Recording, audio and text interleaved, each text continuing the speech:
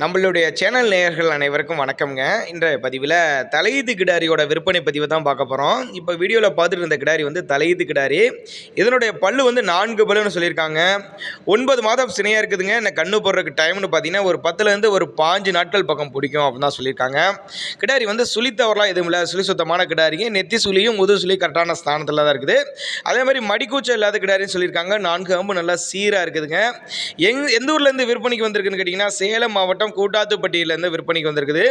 டிரான்ஸ்போர்ட்டோட arrangement உண்டு அப்படின்னு தான் சொல்லியிருக்காங்க. நேரில் வந்து நீங்கள் பார்த்து செக் பண்ணி எடுத்துகிட்டு போய்க்கலாம் அப்படின்னு தாங்க நம்மளோட விற்பனையில் தெரிவிச்சிருக்காப்படி.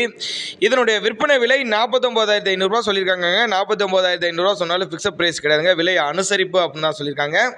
தேவைப்பட்ட நபர்கள் மாட்டினுடைய உரிமையாளர் நம்பர் டிஸ்பிளே கொடுத்துருக்கேன், தொடர்பு கொள்ளுங்க. தலையீத்து கிடாரி 4 பல்லு, இன்னும் ஒரு 10 to 5 நாட்கள் பக்கம் பிடிக்கும்.